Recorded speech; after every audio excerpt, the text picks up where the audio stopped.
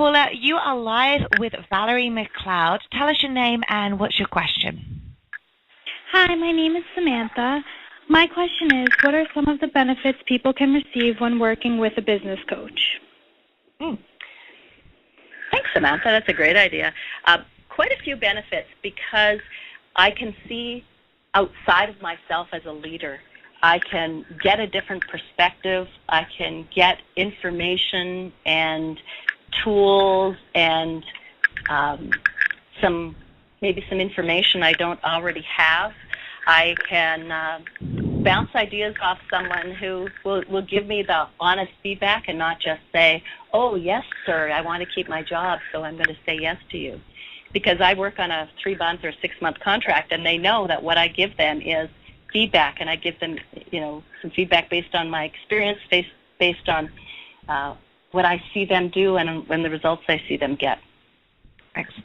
Does that answer your question, Samantha? Yes, it does. Thank you very much.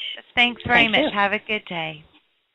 So, Valerie, we've gone through what takes place within the session and also between the sessions as well.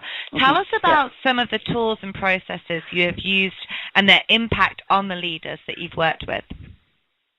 Okay. I have to start with the systems thinking approach, because that's the basis for all the work I do. So I'll tell you a little bit about what this tool is. It's a holistic way of looking at the entire system, the entire organization, or the entire team within the organization. It's got 5 pieces, where we start as phase A with, what do you want the future to look like? So as a leader, what kind of leader do I want to be?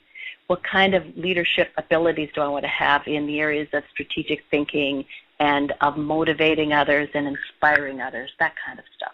Mm-hmm. The second part is phase B, which is, how do I know I'm making success? How do I know that I'm becoming that leader I want to be, that I'm on the right track and I'm not, sort of off somewhere else doing things that aren't as value added for me as a leader?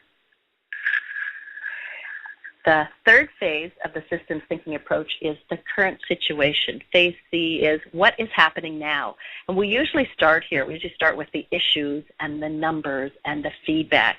And in systems thinking, we get people to start first with thinking about the future. What kind of leader do they want to be? And then we do a good look at where they are today. Then there's the next phase, which is the action. It's those initiatives we talked about. What are they going to do differently? What are they going to try? That's phase D. And then there's another phase which we often forget about in coaching, which is what's happening outside of us. What's happening in the external environment that isn't impacting me today, because I would already have it in my current situation, but what is happening that could impact me as a leader in 6 months? What do I need to know about so that I'm a better leader in 3 months or 5 years? So it's always looking around outside of you, always keeping your head up and having your antennae open for, there's a trend happening over there. Oh, I need to be aware of this. Okay. So that's the 5 pieces, and use that for lots of different things. So it's hard to choose one story, but I'll choose one about an individual contributor. So I worked with this person who his job was to influence people within the organization to use some practices and procedures that were recommended but not dictated by the company. So he didn't have people that reported to him, but he had to influence people that were at a different location. So we used that systems thinking approach to talk about what did he want the future to look like. And he wanted the field locations to adopt these practices on a voluntary basis. And measurement for how he knew he was doing well was the number of projects and the feedback he was getting from his customers. He'd already done a really good current state assessment of what the situation was like and what people were using it and how people were feeling about things. So we worked on what actions was he going to take to bridge from where he is today to that future he wanted, where people were automatically thinking of these processes and voluntarily adopting them. So we looked at how he was going to clearly communicate the benefits to people of using these processes, how he was going to work with them to support them, and also how to get the next level of leadership up in the organization to support it as well.